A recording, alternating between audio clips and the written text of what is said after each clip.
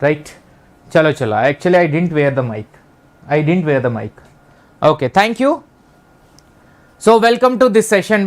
This session is mainly regarding to the Karnataka Assistant Professor 2022 examination, which is going to happen on 15th, mainly the commerce. So today paper 1 Kannada completed exam, and tomorrow English paper 1 is going to be there, paper 2 is going to be there, and next paper 3, which is in general knowledge, is going to be there. After that paper 4 optional on 15th it will be there. Optional will be on 15th. We will be having exam, but there are some new topics out of the 10 units of UGC NET Commerce. Same 10 units are given, but comparatively some new topics are given for the Karnataka Assistant Professor, which is not there in the UGC NET. Those topics which are going to discuss in today's session, that are new topics of the commerce with respect to mainly the paper number 4, which are having almost a 125 questions multiplied by 250 marks. The examination is going to be conducted for optional paper, which is commerce, right? So daily at a 5 p.m. and 9:15 p.m. I am taking a live session. This is in the YouTube, whereas this 5 p.m. in the Unacademy free platform I am taking a session. You can join me into the free live session on daily basis by going through with this simple steps which are given over here. Just download the Unacademy learning app and sign up with your mobile number and the email. After that go through with my profile, which is given in the description.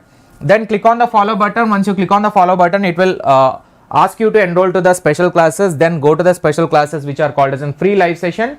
Just enroll to them, and do not forget to join in my Telegram group, Unacademy space Vodnala Shivalingam. This is my Telegram group name.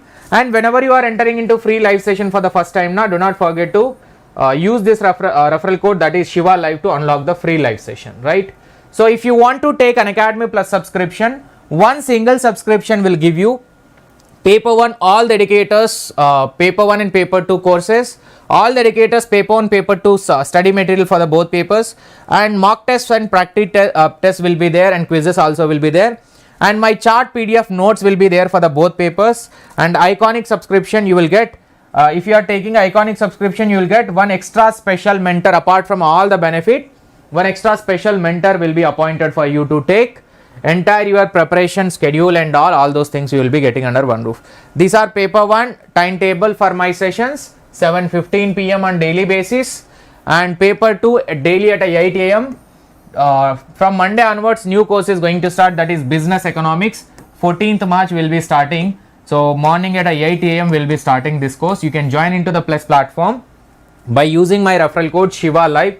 You are going to get 10% off on the subscription. Try to go for the 6 months of this subscription, or else take the iconic plus subscription also, where you will get a one mentor. Use the invite code Shiva Live to get 10% off on the subscription. On 13th March 4 p.m. you are having a scholarship test. You can win the scholarship to get an Unacademy Plus subscription. Enroll, the link is pinned in the chat box. Unacademy store is open today and tomorrow, it will be there. You can visit in New Delhi this address, so that you can see the store of Unacademy. Let's start.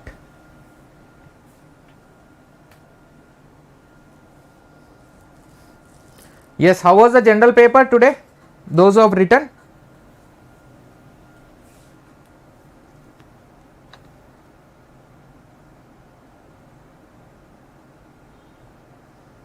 May I know the paper today? As it is only qualifying paper, na?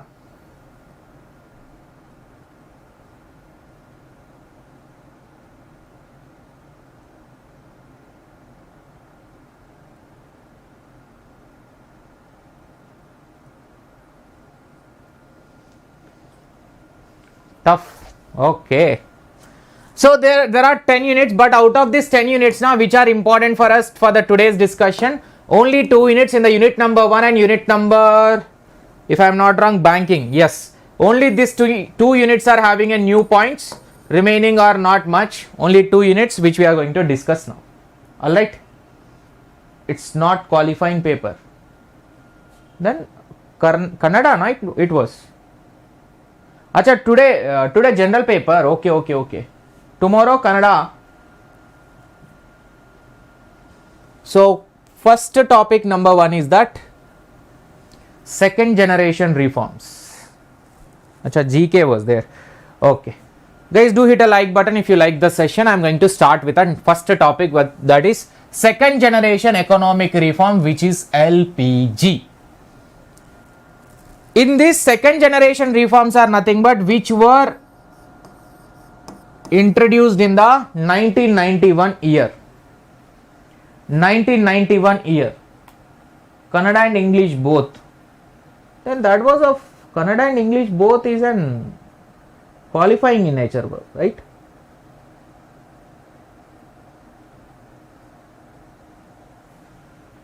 Okay. So the year 1991, India faces unprecedented financial crisis, and at that time only under the finance minister Manmohan Singh as well as the prime minister at that time PV Narasimha Rao has brought up economic reforms. Those are generally called as in second generation economic reforms. Then you are saying no, it is not qualifying paper. You are saying yes. Okay, bye. Anyway, I just don't want to confuse. So India's prime minister new economic policy was introduced. PV Narasimha Rao and finance minister Dr. Manmohan Singh. Objective of this policy was to mainly three things. Through a globalization, make the economy more market oriented. Make the economy in a more market oriented way. And inflation rate we need to reduce. Rectify the imbalances in payment, that is BOP has to be reduced. If any errors in the BOP, balance of payment problems are there, that has to be brought down. And inflation has to be brought down.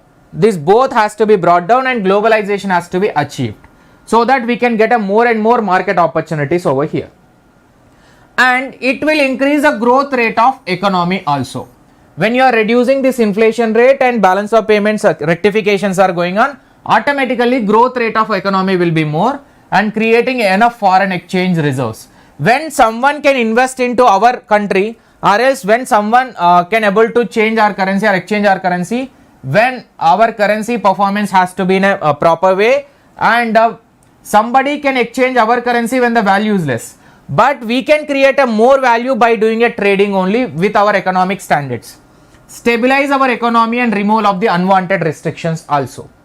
Our economy with unwanted restrictions, and it is an international flow of a goods, international flow of a capital, services, technology, human resources, because nowadays we are going into other countries, other country people are coming into our country, we are sharing a technology, we are sharing a services, capital, goods, many movement across the national borders are going on, which is main reason is that we have allowed FDI and other countries also allowed FDI into their country.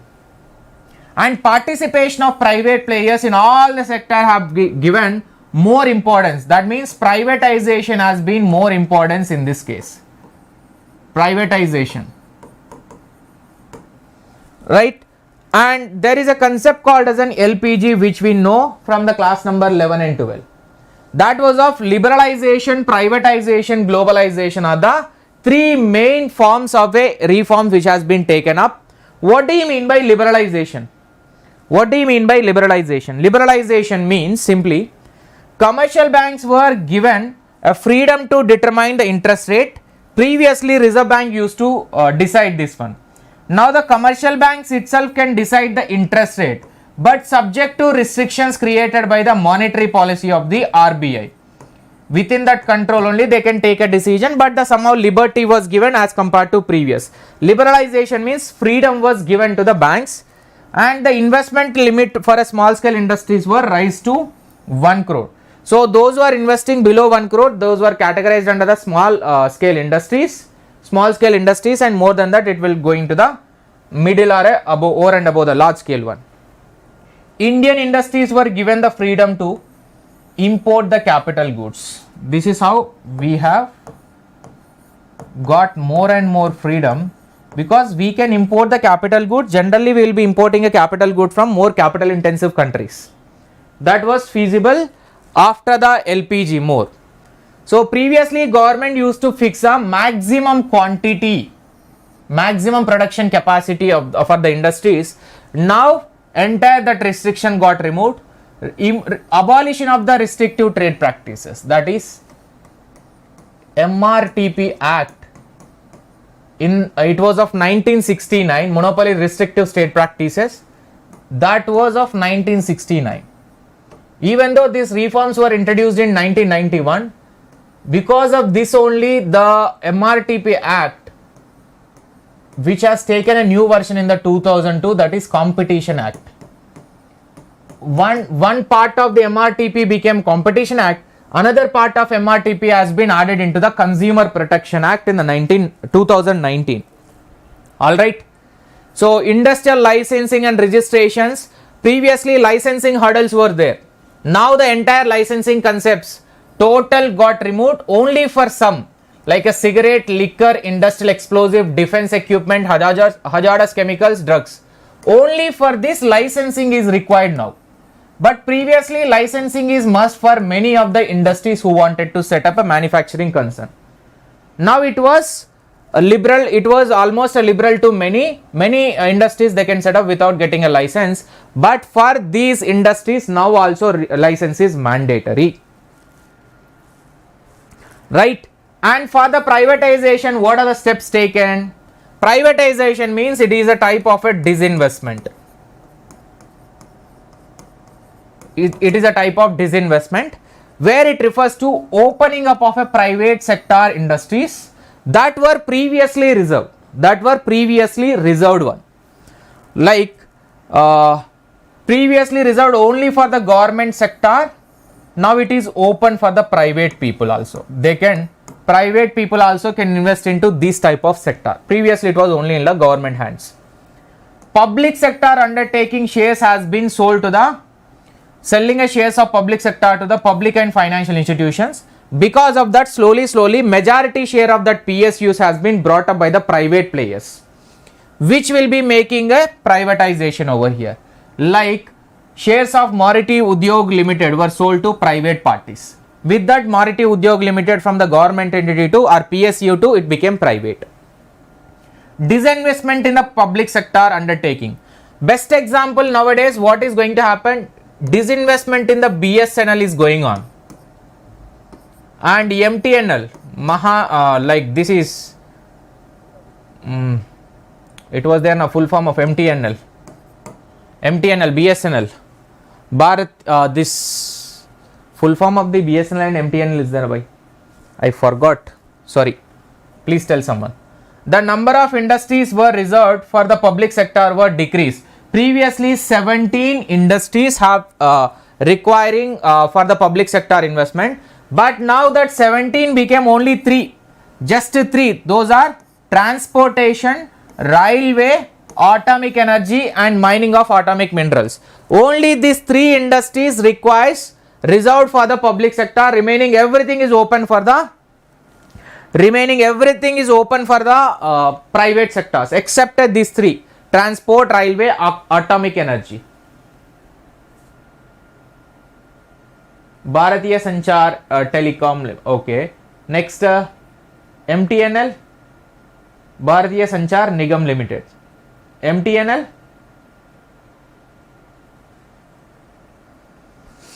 And what are the steps taken under the globalization? Globalization refers to this is entire one world, one economy. One world, one economy type.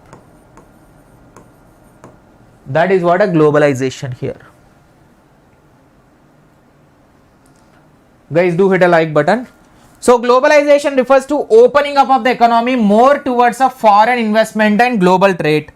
So every country should get opportunity to do trade with other countries without any barriers. So that is why we created a certain agreements which are having free trade barriers for removing a trade barriers between the countries. For that only we are having various policies and agreements like reduction in customs and duties and tariffs.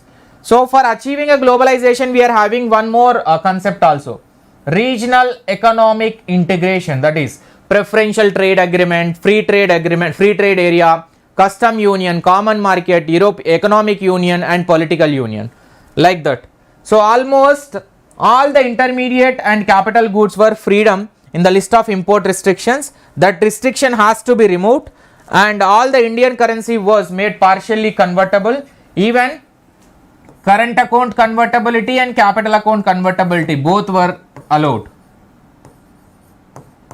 Capital account full convertibility in the 2004 and current account full convertibility in the 1997.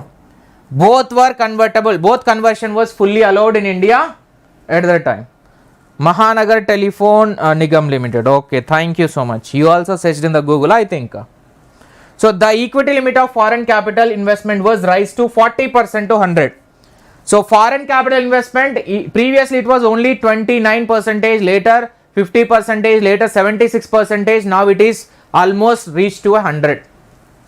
And Foreign Management Act also came into picture. Next, what do you mean by geopolitics? What do you mean by geopolitics? Can you please tell me the word meaning, geopolitics word meaning?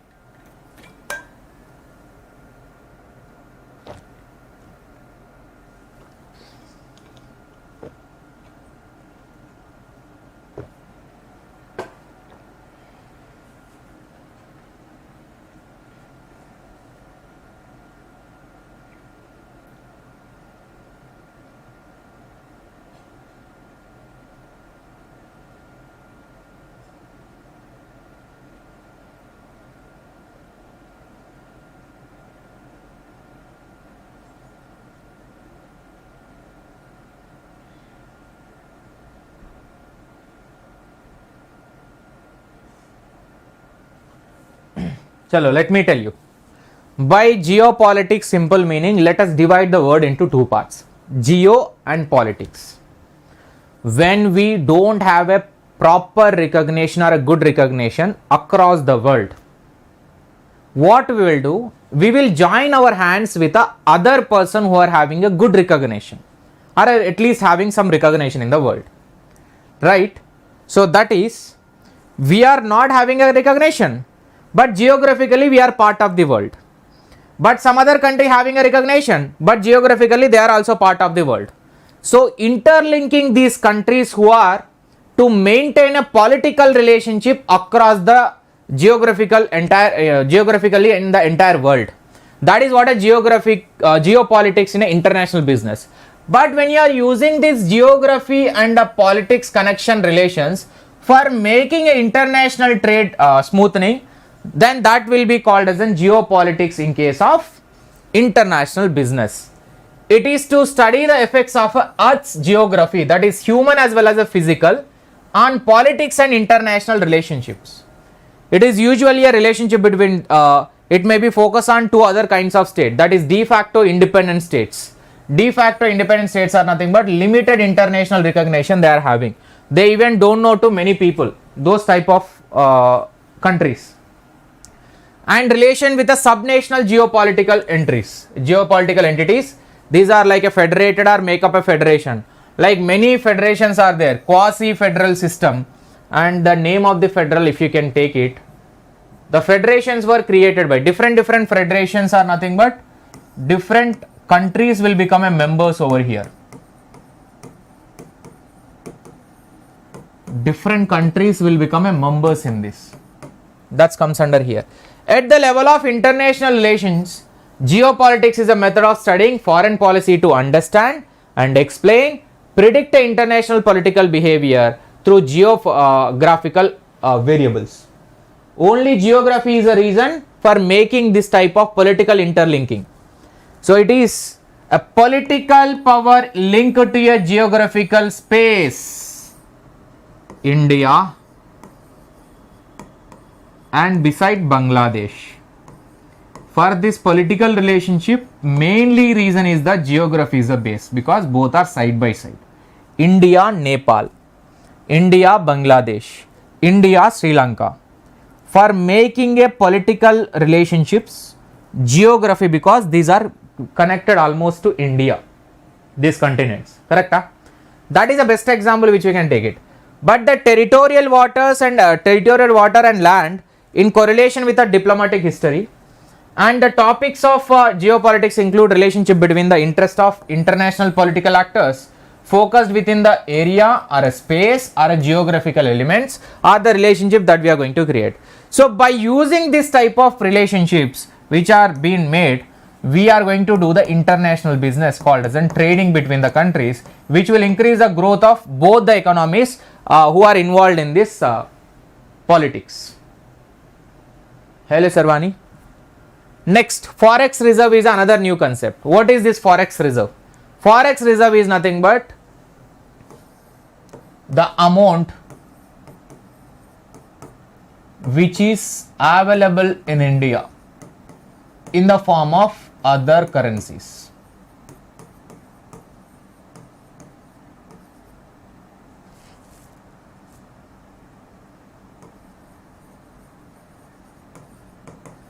In the form of other currencies. That is what a forex.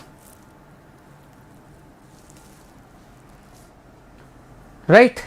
It is an assets determined in a foreign currency that is held by our central bank, which is a RBI is holding that type of reserves. Alright. So, objectives behind holding a foreign reserves. What is the reason? What is the reason behind it? The reason is very simple. When you have a other country foreign currency in your hand, then easily you can buy the goods of other country. Exports can be done and imports can be done easily, which will increase our the goods which are not available in India, we can purchase it. Not only that, we can make a convertibility of our Indian currency for the respective currency which are having the reserves. So if that exchange is not available in India, then we will face a different economic recession in our entire world economy because we can't able to convert the currency. Objective behind this forex is that supporting and maintenance of confidence in the policies of monetary and exchange rate management. Monetary policy, which is our RBI own policies, and exchange rate policy also is administered by the RBI. It will be having a capacity to intervene the support of national and union currency and limits the external vulnerability by maintaining and current foreign currency liquidity to absorb the shocking. Suppose if any economic shocks are coming into India, we can face that shock easily if we are having these reserves. If the reserves are not there now, because our currency may come down, but other currency may protect us. This can happen. Other country may protect us. So countries with a floating exchange rate system use foreign exchange reserves to keep the value of the currency lower than the US dollar. It is lower than the US dollar. Because usually our currency will be compared with a US dollar only, or any currency. US dollar is a main one or a top $1 in the SDR also, that will be deciding or a measurement for comparing other countries currency also. And in India, foreign exchange reserves. Foreign exchange, this is a PYQ by many a time. Foreign exchange reserve definition.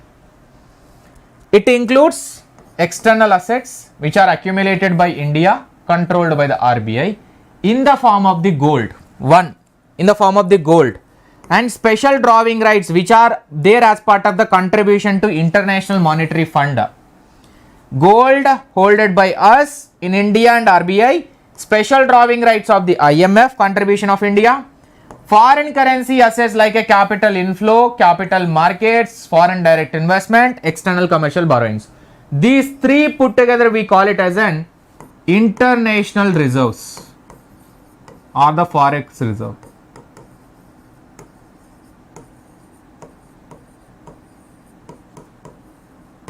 International reserve, these three put together. Gold, hello Tina, hello man, hello Sagar. So here gold by the India and controlled by the RBI, SDR in case of IMF, foreign currency, capital inflow and capital markets investments and foreign direct investments, external commercial borrowings. These three things will be included in the international reserves or the Forex reserves. Reserve position with respect to IMF. reserve position with IMF reasons for high forex reserves. India is almost a fourth largest forex reserves. Across the globe, India is having fourth rank in maintaining a foreign exchange reserve. India's rank is fourth in maintaining a foreign exchange reserve. And there is an agreement which is almost separately given in the BE of the or International Business of the Karnataka Assistant Professor is that quadrilateral security dialogue. What is this quadrilateral security dialogue?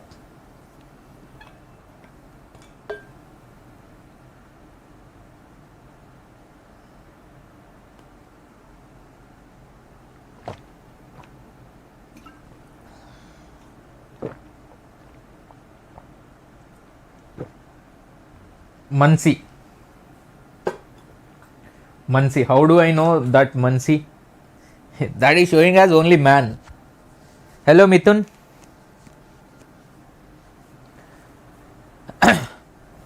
It is same like almost a regional economic integration. Various agreements are there now, like a SAARC and Asian and various agreement. In the same way, that is one quad is there. Quadrilateral security dialogue. Quadrilateral security dialogue it is. Let's see. Hello Amar Singh Goyal. Yes, this is commerce class only you are watching. Quadrilateral security dialogue is an informal strategic dialogue. This is not a formal which is established by the countries. It's an informal discussion was happened, that is between the India number 1, USA number 2, Japan number 3 and Australia number 4. So how many countries are there? 4 countries. That is why it is called as an quadrilateral. Quadrilateral. What is the objective in it? It is to ensure and support a free and open prosperous. Please mention this in the chat box. Countries are India, USA, Japan and Australia to ensure and support a free and open prosperous Indo-Pacific region. Indo-Pacific region. Indo-Pacific region. Hello Abhishek. And the idea of the quad was first mooted by the Japanese Prime Minister Shinzo in the 2007. He was the first person who initiated this quad. Quad means quadrilateral security dialogue, short form is a quad. So after the 2007 idea could not be moved ahead with Australia pulling out of it. Australia don't want to join, that is why because of the China pressure Australia don't want to join. So it was not moved further. In the year 2012 again Shinzo, who is a Japanese Prime Minister, has again floated the concept of Asia Democratic Security Diamond. This word is more important, they can ask directly. Democratic Security Diamond. Democratic Security Diamond is a word given by the Japanese Prime Minister Shinzo for the we can say refloating of the idea called as a quad movement, quad formation of the quadrilateral security dialogue involving Australia, India, Japan and the US to safeguard the maritime commons of Indo-Pacific region, because these 4 countries are Indo-Pacific regions, right? Free and open prosperous, exactly. In November 2017, after the 2012 to November 2017, India, US, Australia, Japan gave a shape to long pending quad coalition to develop a new strategy, keep a critical roots in Indo-Pacific free of any influence, especially China. They thought that we should not get influenced by China. Now we will form Pakka. In the November 2017 they have taken a decision and they have finally formed an quadrilateral security dialogue, which is a quad. And recently in the 2021 Quad Summit got conducted. So what are the facts related to it? Facts related to Quad is that in March 2001, Biden administration organized a virtual ministry meeting where the leaders of 4 Quad minister is issued a spirit of the Quad. What is the document name? The document name in the 2021 summit issued is that spirit of the Quad. Spirit of the Quad means what actually the Quad is going to do. Free and open rules border and rooted in international law to advance the security and combat threats both in Indo-Pacific and beyond. That was given by the 2021 March. In the September 2021, White House, which is US, Biden House, first ever in person Quad summit. first ever in-person Quad Summit attended by PM Narendra Modi sent a powerful signal to all the adversaries of the Quad here to say, means mainly the China, they have given a strong signal, a strong warning signal also by meeting directly with a Quad Summit person. Biden and the Prime Minister Modi got met over there, right? And during the meeting, leaders also agreed to keep a careful eye on Pakistan. Here during the meeting, leaders have also agreed that please keep a careful eye on the Pakistan, as it is a historic rival to be in the instigator for troubling the Afghanistan. So whatever happened in Afghanistan, that is main background reason is that Pakistan. That's how they have agreed we need to keep an eye on the Pakistan also. Who are agreed? Biden as well as Prime Minister Narendra Modi, means India and US have agreed to keep an eye on it. And there is a 3C strategy has been followed and agreed in the 2021. There is a 3C, that is COVID-19 vaccine partnership, climate working group, and critical and emerging technology working group. COVID-19 vaccine, first C. Second C, climate working group. Third C, critical and emerging technology working group. These are the 3 C's which are the outcome of the 2021 Quad Summit. And moreover, is there any other important? Look at this 3C. Agreed to ensure that equitable access to vaccines to counter the pandemic situation. Agreed to plan a pool of their financial resources. Japan and the US and Australia will finance a vaccine initiative that India has welcomed also. They have financed it and India has welcomed it.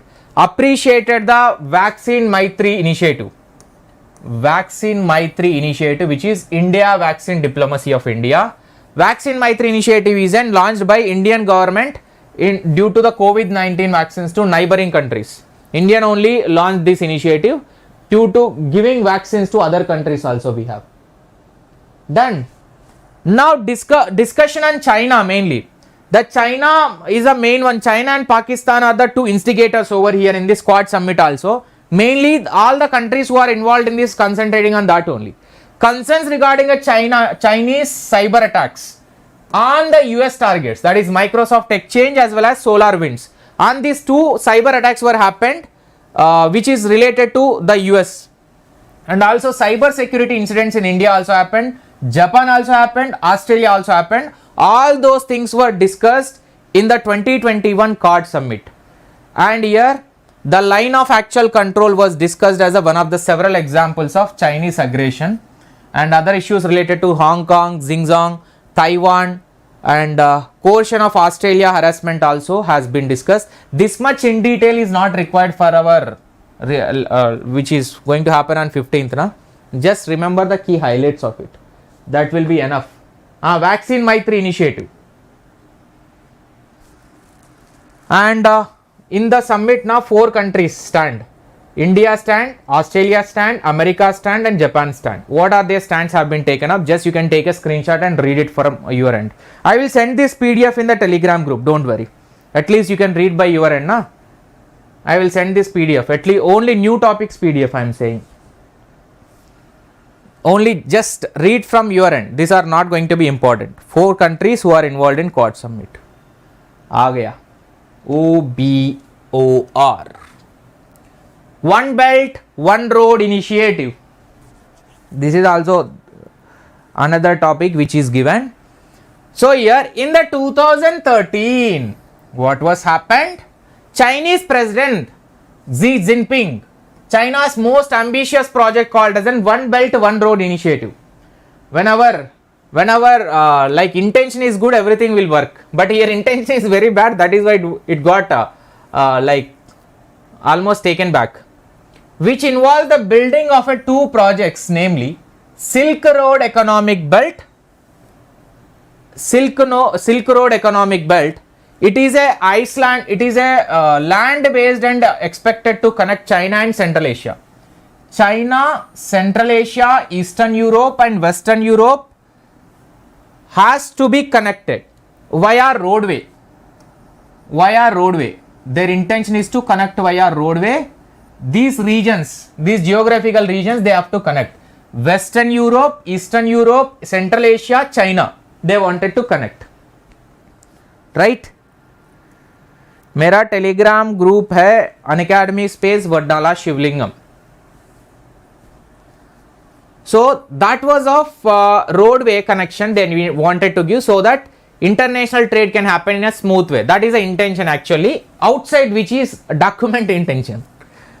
And 21st century maritime Silk Road. Maritime Silk Road is another one. That is a Silk Road economic belt. This is maritime Silk Road. Maritime is nothing but by a waterway. This is a sea based, expected to connect China southern coast to the Mediterranean, Africa and Southeast Asia and Central Asia. They want to connect in a two ways. One is land route, one is sea route. Land route initiative is that Silk Road economic belt, and second is that maritime Silk Road is an sea route. So both are put together, name is made it as an Belt and Road Initiative, BRI. Previously it was known as One Belt One Road Initiative, now it is Belt and Road Initiative, because sea and land both put together it is. Alright, so objective behind is that it will address the infrastructural gap and accelerate the potential economic growth of this particular regions which just stated. So it will involve a building of a network, roadway, railway, maritime ports, power grids, many things they have to build up, and gas pipelines also. But India's stand on this initiative is more important. Indian security establishment deeply suspicious, कुछ तो गड़बड़ है भाई, deeply suspicious of China's Silk Road initiative which is created as a roadway. Seaway, okay, seaway, this maritime to some extent we can agree, but security, Indian security has had a suspicious, means a doubt on the China Silk Road initiative. What is a doubt?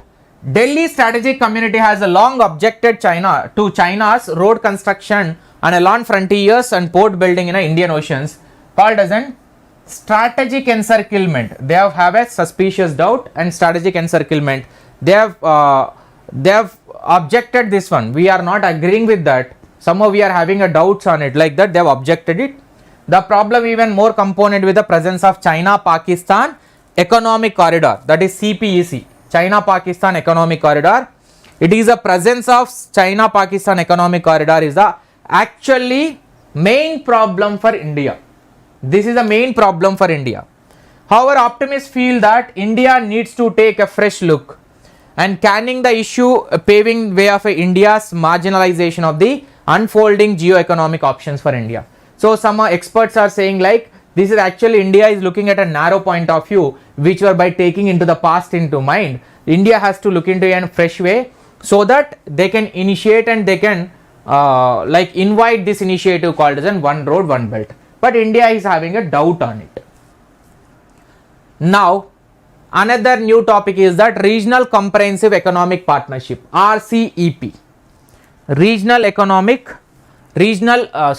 Comprehensive Economic Partnership. This is launched in the year November 2012. It's an actually free trade agreement, like a regional economic integration is there na, like FTA, PTA and all those, as part of that only. And it's a 10 member states. How many members are there? Can you please spell out the names please? Cambodia, Indonesia, Brunei, Laos, Malaysia, Vietnam, Philippines, Myanmar, Singapore, Thailand. First, how many members? Cambodia 1, 2, 3, 4, 5, 6, 7, 8, 9, 10. First 10 countries. First 10 countries are involved. Later, 5 partner countries are there over here, which is China, South Korea, Australia, Japan and New Zealand. China, South Korea, Australia, Japan and New Zealand were there. Whether if you look at all the total 15 countries, by looking at them, India is a part of it. India is a part of it. Can you look into it? India is a part or not?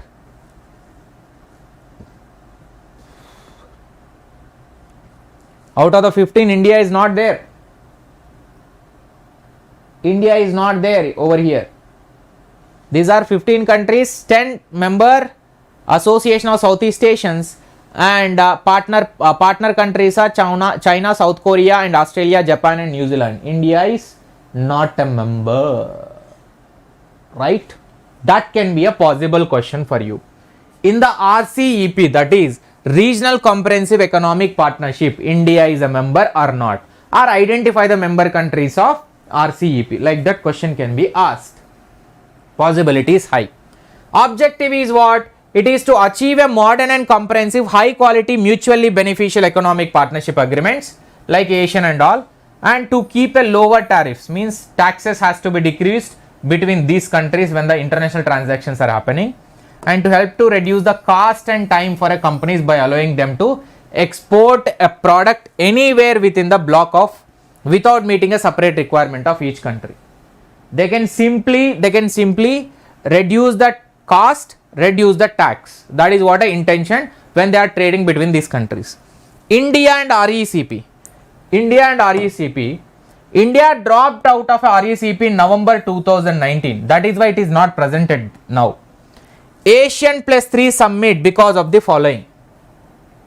It would be open up to China goods. Already wide trade imbalance with China in India. Failure of the agreement to adequately open up the services. And widening trade deficit is also there. India's trade deficit is almost with the Asian. Korea, Japan has widening a post free trade areas. And here tariff elimination due to RCEP could cause worsen the trade deficit of India. Already India is having a trade deficit. If the tariff is going to reduce now, it will cause more and more deficit for us. That is why India is not joined into it. And wherever the China, on the China already we imposed a trade barrier. Now how can we join and go with join into this RCEP and give a hand to them? Yes, we are going to reduce the tariff. How is that possible? That is not going to be possible. Already we have disagreed with them and we negated with them. All right. Next, spiraling of prices, spiraling of fuel prices and its implications in India. Spiraling of fuel prices and its implications in India.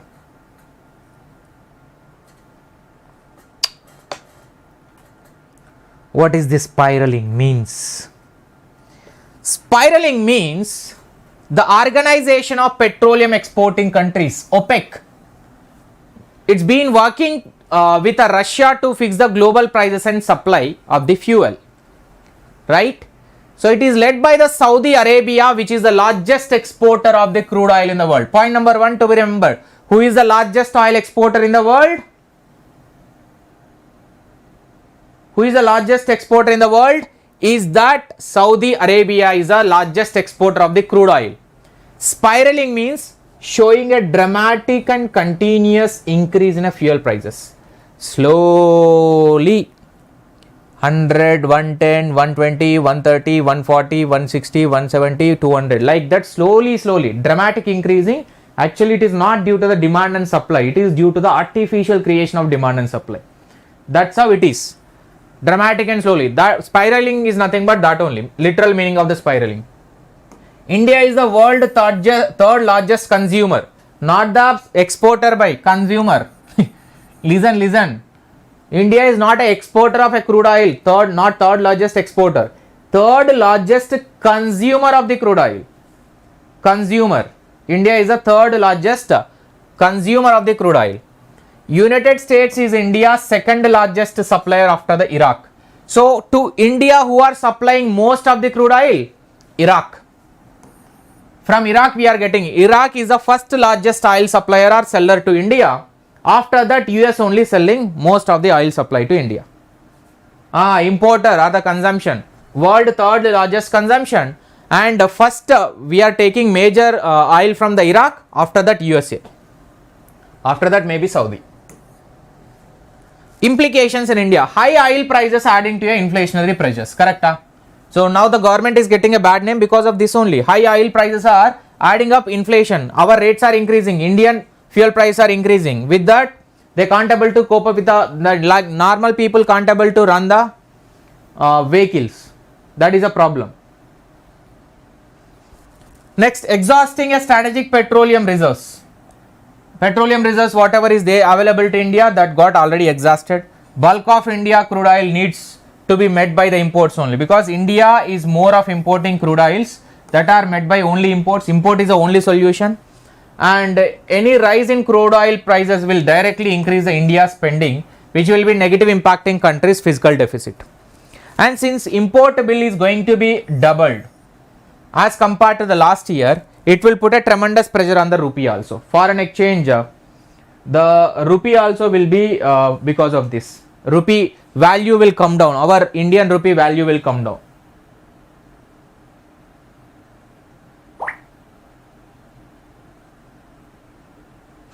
Rahul, as per the latest that also, when I am looking at this only came, that is why I took it as it is. Once you try to cross verify, and I will change it if anything.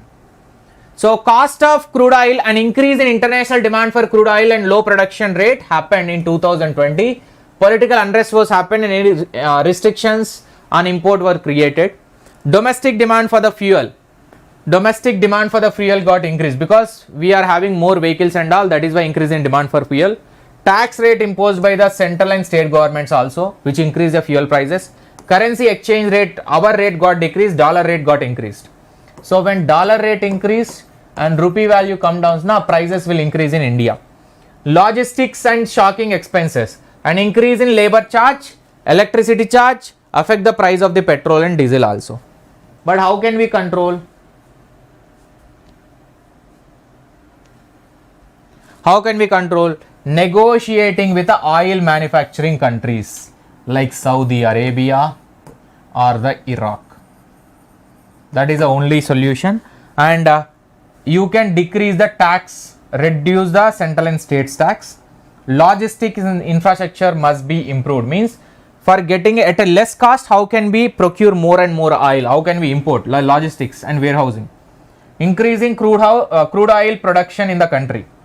Consumption of cars and two-wheelers, other vehicles can certainly go down. That is why India is promoting more of electric vehicles nowadays. If you carefully observe, those are buying electric vehicles now, they are having a subsidy and tax reductions. Option for more environmental friendly transportation like electric vehicles. Alright.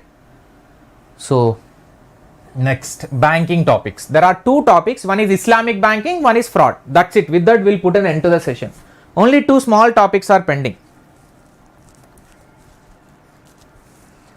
Banking frauds. In the recent instances, financial frauds have regularly been reported in India. Although banking frauds in India have often been treated as cost of doing business, post liberalization of frequency and complexity. If you look at the report, which is Financial Stability Report given by the RBI shows that Indian banking system reported almost 6,500 instances of fraud involving over 30,000 crores of rupees in 2017-18. This is in that year. Now it's been 5 years almost. How many changes were happened? It's been 5 years. And there is a Central Vigilance Commission also analyzed top 100 banking frauds in different sectors and has suggested some measures that will help to avoid the unethical activities in the future. Now look at biggest scams that were disturbed the country's banking system. Number 1, in 2011, CBI revealed that executives of certain banks such as Bank of Maharashtra, Oriental Bank of Commerce, IDBI created 10,000 fake accounts. Fictitious accounts are 10,000 created. Fictitious accounts got created, looted 1500 crores. Loans got transferred. 1500 crores of loans got transferred. Right? Second scam is that in the 2014 bribe for loan scam. For giving a loan, bribe has to be given. This is MD of a syndicate bank, SK Jain, involved, sanctioning of 8,000 crores.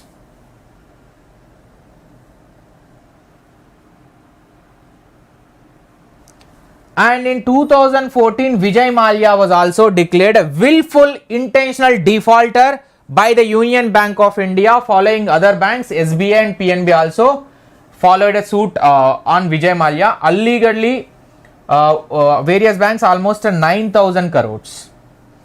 In 2015, another fraud raised where eyebrows of involved employees of Jain Infra project who defrauded Central Bank of India with a 2,000 crore. In one of the biggest banking fraud in 2016 is that Syndicate Bank, almost 380 accounts were opened by the 4 people who defaulted a bank of 10 billion fake checks. 10 billion fake checks. And another important fraud which was happened in the 2018 is that Nirav Modi Punjab National Bank, one of the most controversial scam that was report took place through Punjab National Bank, is that diamond companies owned by a diamond merchants Nirav Modi and Mehul Choksey has alleged to have swindled Punjab National Bank 11,000 crores of amount fraud. Solid amount. In 2018, Punjab National Bank filed a case with the CBI accusing that Nirav Modi and the companies he connected obtaining a letters and of undertaking from PNB without paying up the margin of amount against the loans. Nirav Modi famous. So what are the reasons behind these frauds? Poor banking governance is one reason. Lack of technology is another reason. Fraud monitoring is not in proper. Disintegrating moral fiber of Indian businessmen and bankers with other countries. Unnecessary political interventions also there in this. Like if the Nirav Modi is going to be arrested, then call will come from the London and other big log will involve. That is another. Measures to control the frauds and scams. Banking governance need an overall with a proper checks and balance in a places. Accountability must be there. And proper measures should be taken beforehand to rise frauds and NPS, non-performing asset. Data analysis. Before giving a loans, we need to check very carefully about the leverage of the particular candidate and credit worthiness of a particular person or the company we need to check.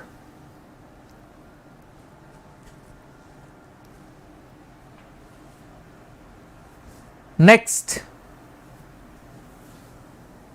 Impact of demonetization in Indian economy. Demonetization means stripping of currency simply. Stripping of currency means we are cancelling that currency and announcing a new currency. Initially, demonetization was for the first time in 1946, second time in 1978. 8th November 2016 is the third time where demonetized, third by the present Modi government only.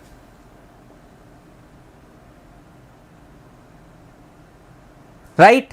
So cash and corruption are correlated to each other. By reducing a cash circulation, one can control the corruption also. That was the same logic which was there in the demonetization also. Behind the demonetization, when you decrease, if you want to decrease the corruption, you have to decrease the cash. So cash and corruption both are correlated to each other. Right?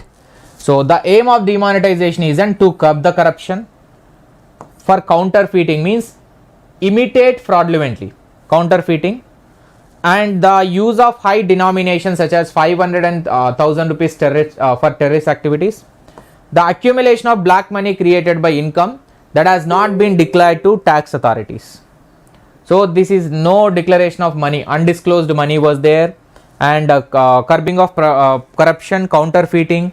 If any person is trying to deceive, that is another problem. And the most important thing done after the demonetization is that Digital India, which is somehow trying to reduce, but bigger frauds are always will be there for sure. Don't know when it will come down. And positive negative effect of demonetization you can just read by your end. I will give a PDF to you. Now Islamic banking, final small topic, this much only.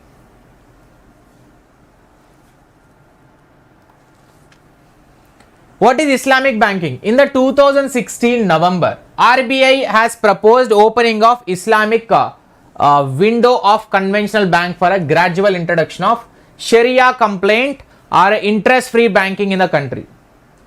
Interest-free banking in the country. So though Reserve Bank of India decided not to pursue the proposal for introduction of Islamic banking in the country, Islamic banking is also called as an Islamic finance. This is also called as an Sharia compliant finance. Sharia compliant finance, the financial activities that are other to Sharia, which is Islamic law. Sharia is called as an Islamic law. So this was a finance system based on the principles of not charging interest. No interest is to be charged. That is what Islamic banking is saying. Other Sharia compliant finance is saying, no, don't charge any type of interest, which is prohibited under the Islam. Which is prohibited under the Islam. Some of the modes of Islamic banking or finance is that mudarba, that is profit and loss sharing, and vadai, which is safekeeping, and musharaka means a joint venture, muraba is an cost plus, and ijar means a leasing. These are the terms which are mentioned in the Islamic banking. Please read from your end. So these are mudarba, profit and loss sharing, and vaide, safekeeping, and musharaka, which is a joint venture, muraba, cost plus, and ijar means a leasing. These are the terms which are there in the Islamic banking and finance. So what are the objectives? Objectives are two. One is that in order to Islamic banking system to avoid the interest, which is a zero interest, no interest actually. Right. Secondly, another Islamic principle is that there should be a no reward without any risk bearing. No reward without risk. There is a risk, there is a reward. There is no risk, there is no reward. The principle is applicable to both labor as well as the capital. As no payment is allowed to labor unless it is applied to work. So no reward for a capital should be allowed unless it is exposed to the business risk. So when a capital is having a business risk, it is taking a business risk, it will get a return. If the capital is not going for the taking a business risk, now they will not get a return. They will not get a return. That's what objective. And here silent features are collecting interest or riga. Interest is called as an riga as per them. It is not permitted under this law. And the system of a banking is grounded in Islamic principle. As per the Islam only it is coming. Financial transaction with Islamic banking are culturally distinct from ethical investing.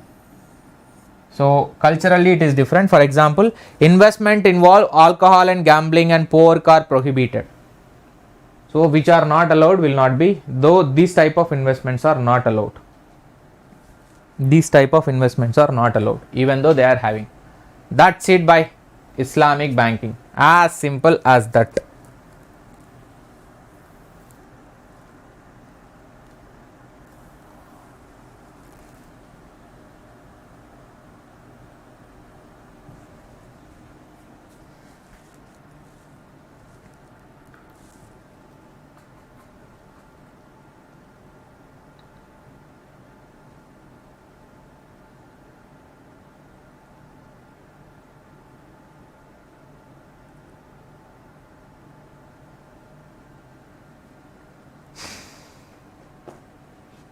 Hello Siddhartha.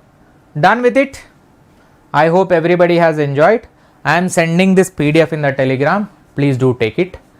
And moreover, please share with your friends about my free live sessions which are going on in this YouTube channel as well as in Unacademy free platform.